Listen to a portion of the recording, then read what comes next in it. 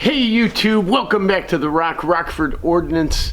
We are at the range today and we have our trusty M1 Garand rifle. Been a while since we introduced it to you, and we've had a little bit of fun but haven't shot it all that much. This is a 1945, came from the CMP. It was early production 45, so it is a wartime gun. We've got some loads today we're going to try out. Some stuff I whipped up here we'll go into later. Little bit of a ladder, and then get some other interesting things here and some good old surplus. So we're going to take a few shots here and see how things work out. Come on and join us. It's going to be fun.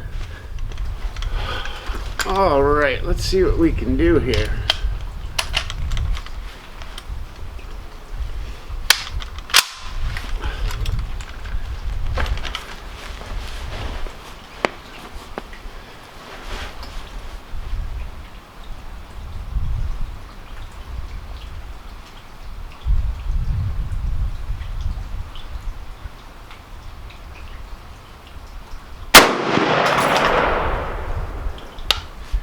$27.86.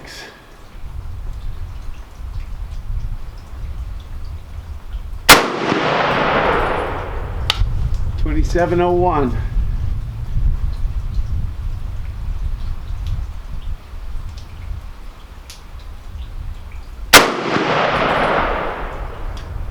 $27.68.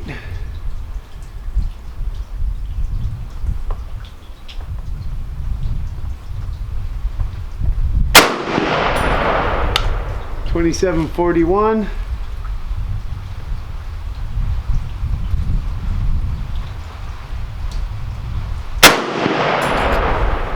$27.05.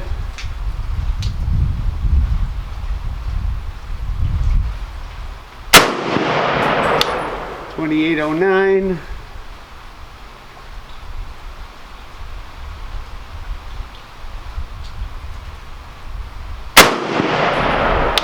$27.77.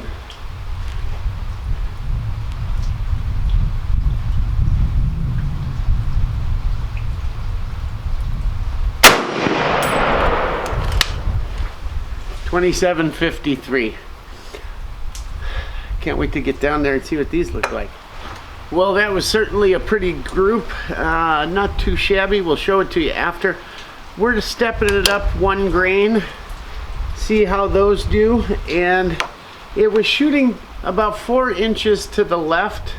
We're gonna adjust the sight a little bit just here, and should be right on, and we'll see how these do.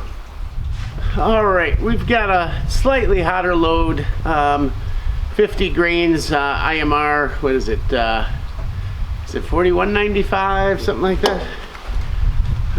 Let's see how this goes, shall we?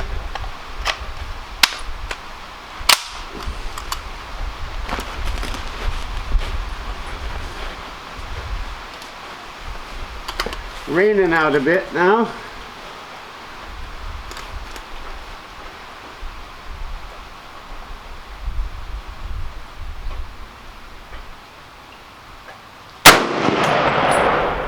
$48.75.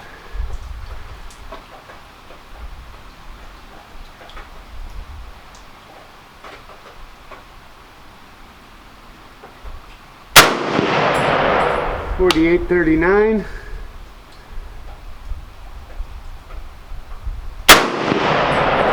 $48.50.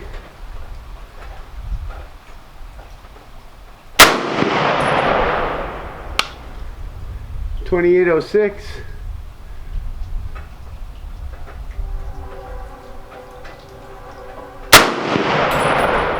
$28.36.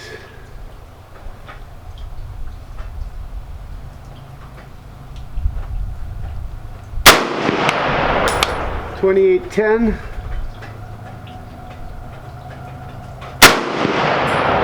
$28.45.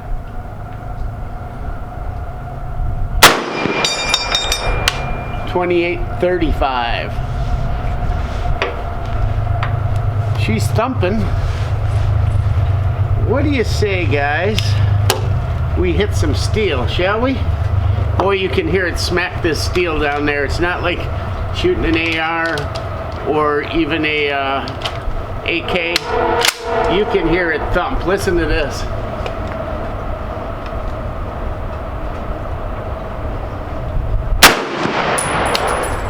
I missed that one. Let's see. We're shooting at 100, by the way.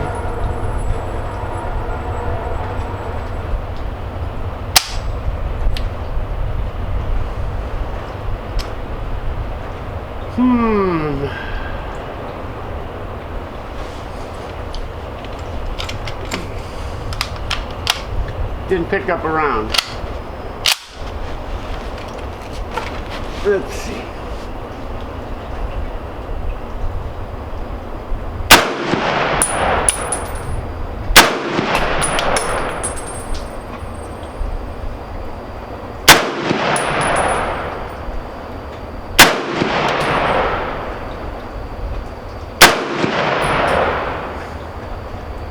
Huh, missing everything. I was pounding them a second ago.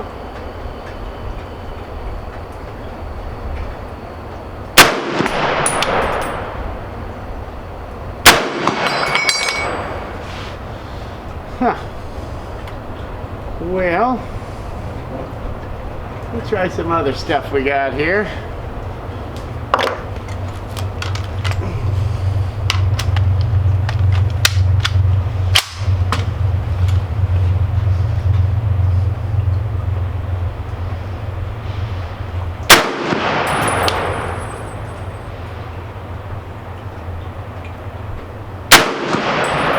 There we go.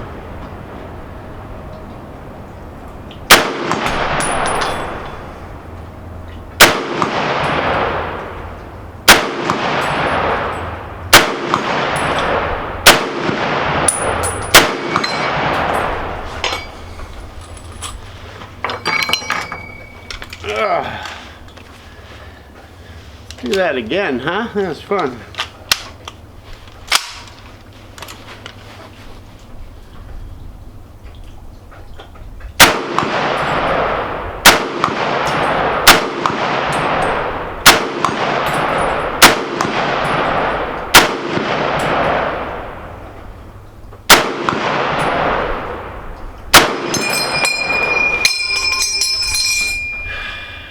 Boy, it'd take a thumping, let me tell you. Well guys, it's a rainy, dreary day out here. It's raining, the snow is melting.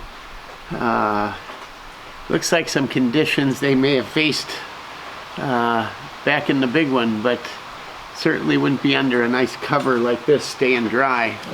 And they probably wouldn't have these. These are some AMAX 150 grain. We're just gonna try them out, see how they do. Don't even have a fresh target down there. I'm gonna aim at the side. I'm having a hard time seeing a bullseye. It's just a random target, but we'll see how they run.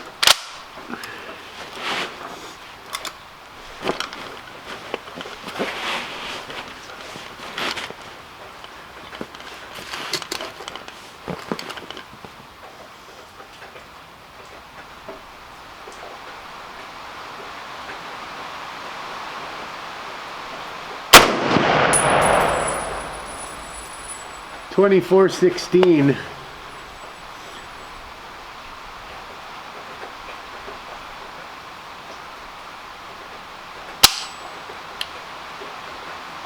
I bet it didn't pick up a round again. Yep. I don't know why it's not doing that. Well, let's see.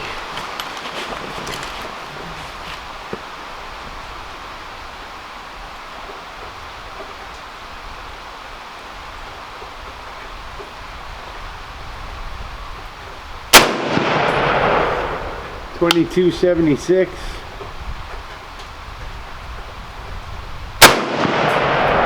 .23-14.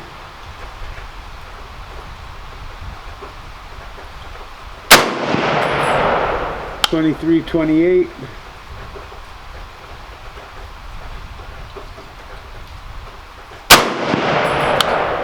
.23-29.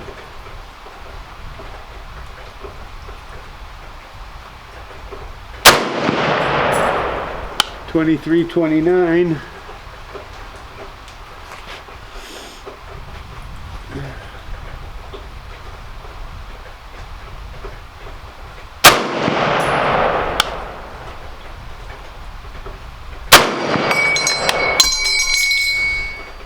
Well, those were certainly running slower. I can't remember what I loaded those with. Something that was on the list. I'll have to look when I get home, but certainly a lot slower, a lot softer. We're gonna grab our targets. We're gonna head back to the shop, and we're gonna tell you a little bit about this baby. Look at how damn pretty that gun is, huh? Wow. Outstanding. If you don't have one, guys, get a hold of the CMP. They got a few left. Get one on the secondary market, whatever you can. They're such great rifles to shoot. I can't tell you just how fabulous these things feel. And they're fun. All right, guys, we are back from a fun range trip. It was dreary and raining. All I can say is it wasn't that cold. It was like 44 degrees. Snow was melting, it was raining. Had water knee deep in some spots, ankle deep in most, so we had to trod through it. But when you're carrying this big old World War II historical M1 Garand, the rifle that saved the world, somehow you get that feeling that you're walking down a German road or a Italian road trying to save the world, right? It just gives you that feeling. If you guys haven't shot one of these, haven't held one, I urge you to do it. CMP, the Civilian Marksmanship Program, still has them available. It's a government organization, and you can get them from them. They'll ship them to you. Well, there's a little process you got to go through, but every American citizen that qualifies is entitled to order one if they want. So they're getting rarer and rarer, and the prices are going up. These, you used to be able to get them $200-300. Then they were $500, $600, $800, $900, $1,000. I think I paid around that for this. And now some of them are going $1,500 and more. The collectible ones, obviously, certain dates, a lot more money. This one happens to be a 1945, early 45, March, April, somewhere in there. It's been restocked. Yeah, it'd be cool to have the original stock, but it looks so sweet in this walnut stock. And that stock is a Boyd stock, I believe, the CMP, when they get these back from the Lend-Lease program that the military did. They redo them, go through them, check the barrels, check everything, replace any parts that need to be replaced. If the stock is so bad that it's cracked and all that, they replace it. And that's a brand new walnut stock that they do. Just like the original rifle when it went overseas. This is an original World War II gun. It has the original barrel. And when they measure it, it's got great measurements. It's darn near like new. We got out there today, and I've loaded some rounds for it before, but just kind of playing around with a few random recipes. Well, I wanted to get started on a load that I'll just load all the time for this thing.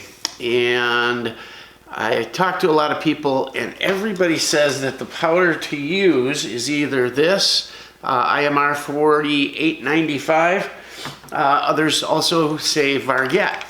Got a little of both, but this 4895 really seems to be the ticket. If you guys know better than I do, because I'm just an amateur with these Garands, I really am. I'm learning as I go, and I enjoy it. So you guys that are crazy about Garands and have 10, 15 of them and all different years and wars and all of that, please feel free to comment. You won't embarrass me, you won't anything. I'm here to learn, and when I'm out of my niche, so to speak, I'm happy to gather information from guys that know. What do they say? Knowledge is power. Share it, guys, because it goes away. So where were we? Yeah, I was loading I wanted a load around that I can just load continuously whenever I want to go shoot it. And we hadn't shot it in a while. So I loaded those up. The bullets we used, let me show you. Nothing special, just Hornady. The model number is 3037, and they're just 30 caliber, 150 grain, full metal jacket boat tail. They do have a cantilever. After all, it's a semi-automatic rifle. And they shoot well. It's funny with this IMR powder, 4895. Be a little careful, guys. There's IMR 4895, and then there's Hodgdon 4895. Same number, two different makers, but the same company is the distributor for both, and they have them both on their website. And often when you're looking in a loading manual, they'll have both right there, and you'll see, oh, 4895, and maybe forget about the H in front of it that stands for Hodgdon, and you're loading the IMR. It's not, you probably wouldn't have any problems if you mixed them up, but if you really want to follow the recipe, follow it. So the one unique thing with the IMR, they didn't have it in the Hornady loading manual that I used, and they just had the Hodgdon. But one unique thing you'll find, let me put this gun down for a second and show you here. So when you're looking to load 30-06 for $1,000, in most manuals, you'll have 30-06 Springfield. You think, great, I'm gonna load a 30-06 cartridge. Well, most manuals nowadays will list the Garand separately. Why is that? Well, it's a historical firearm, it's an older firearm. Metallurgy has changed, powders have changed. You know, they say you can do some damage with modern loadings. Maybe just too powerful, whatever the case may be. I've heard talk about bent op rods, things like that. When I first got it, I used to buy PPU made a special M1 Garand loading, and that stuff shot really well. So I had all the brass, and I had bought some more, and I wanted to load it up. So when I looked in the Hornady manual, they had a recipe for the Hodgdon version, but they did not have a version for the IMR 4895. I went to Hodgdon's site and pulled up a recipe, and it was a little different. It was a little tighter of a spread from minimum to max with the IMR. I was a little surprised. And the starting load was like 49.3, and the max load was something like 50.5 or 50.6, something like that. Not positive on the decimals, but it was essentially 1 grain difference, maybe 1.3. So that's pretty tight range, right? So I just wasn't feeling like, you know, doing a complete ladder. So I loaded up a bunch of 49 grains of powder and then a bunch of 50. And with the 49s, you'll see both shot well, pleasant. The recoil wasn't bad. And let me show you the target. So here's our target. And the 49s, when I shot the 49 grains, I hadn't shot this gun in a while. I had just sat down, so I was getting used to my point of aim a little bit. And the first couple shots, I was right on what looks like the bullseye to me, my old eyes. This orange and this orange look like one at 100 yards, but I was essentially aiming here the first couple shots, and then it dawned on me, oh yeah, I always do like a lollipop hold. So I hold the front post like right here at the bottom of the bullseye, which in this case would be this orange. So after I settled in after the first couple shots, it got a lot better. But here was the 49 grain. 1, 2, 3, 4, 5, 6, 7, and 1 was off over here. So pretty tight for the main group there. I'm pretty sure that's when I settled in, you know, and it went pretty well. It was a little off to the left, so before I shot the 50s, I was going to bring it over a little bit. Well, don't you know, not paying attention, I turn the left knob and I mess up the elevation. and I'm going fast, so I don't even really know where the clicks are. I thought I was there. Long story short, I shot some more before these 50s just to make sure where I was, and I could have went up on the elevation, but bottom line was we got the windage right, looks like, because the second 8 shots, which were the 50 grains, and basically I was shooting a full end block, 8 rounds, that's all it holds, and it was 1, 2, 3, 4, 5, 2 in the same hole, 6, 7, 8.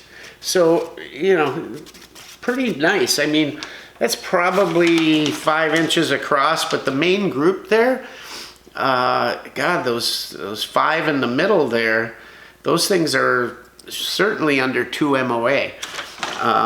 Shot really well. With the 49 grains, we were getting somewhere around the 2,700 feet per second, and the 50s right around that 2850. I think maybe one drop below, but I'm calling them off here as I was shooting them. But all in all, it shot well, and both those loads would do just fine. The 50 seems a little better. Maybe we will do a little closer ladder. Maybe we'll try some Varget. I'm not going to get crazy with it. After all, it's iron sights. I'll take that any day with iron sights. It's certainly minute of man or minute of dead.